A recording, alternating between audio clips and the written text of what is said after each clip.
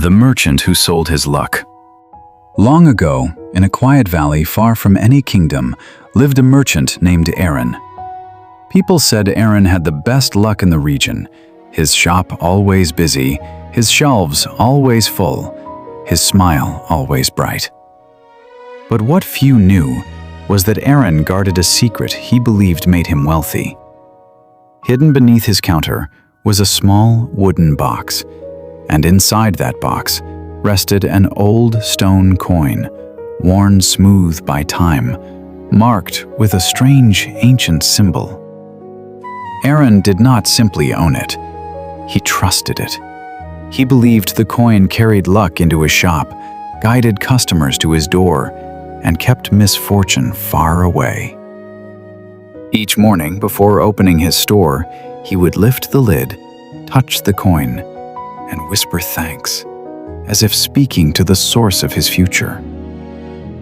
Then, one autumn afternoon, a cloaked scholar arrived.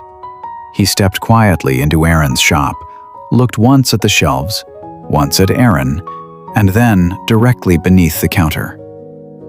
"I see," the scholar said softly, "that you keep your faith in a box." Arin stiffened. Few people knew of the coin. The scholar placed a heavy pouch of silver on the counter.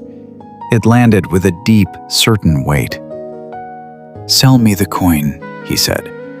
"With this silver, you can repair your roof, replace your shelves, fill your stock, and still keep enough for many seasons."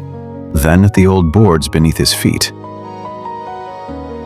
at the cracked beams above him, at the corners of the shop that had grown tired with time. The silver could fix everything he could see. But the coin was what he believed protected everything he could not. For a long moment, he said nothing. Then slowly, he opened the box, lifted the stone coin, and placed it into the scholar's hand. The scholar nodded once, took the coin, left the silver, and disappeared down the valley road. At first, Arin felt relief. He repaired the roof. He straightened the shelves. He filled the jars and baskets.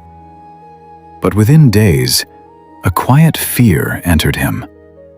When the wind blew too hard, he thought, "The coin is gone."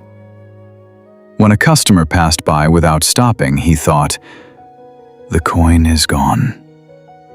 When rain touched the shutters, or a crate arrived late, or a day ended slower than usual, his heart repeated the same sentence, "The coin is gone."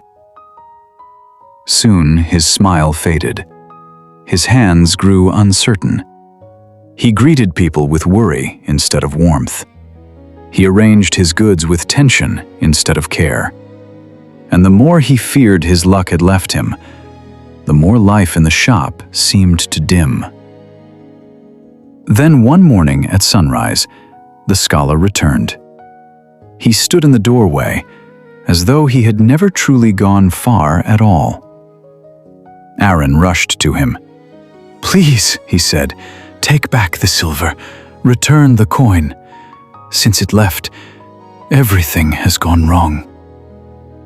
The scholar studied him quietly. Then he reached into his robe, drew out the stone coin, and placed it in Arin's palm.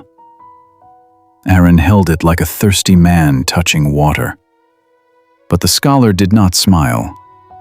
Instead, he raised one finger and touched Arin gently on the chest. "The coin did not bring your fortune," he said. "Your faith did. Your care did. Your steadiness did. When you believed in the coin, you stood tall, welcomed people warmly, worked with confidence, and served with joy. People returned not because of the stone, but because of the man holding it." Arin looked down at the coin, then at his own hands, then back at the scholar. And for the first time, he understood. Luck had never lived in the box. It had lived in the habits the box awakened. So Arin returned to work, but now he moved differently. He cleaned with intention. He spoke with presence. He welcomed each customer with calm attention. He stopped waiting for fortune to save him and became the kind of man who could build it. And slowly, the warmth returned to his shop. Then the customers. Then the brightness in his face.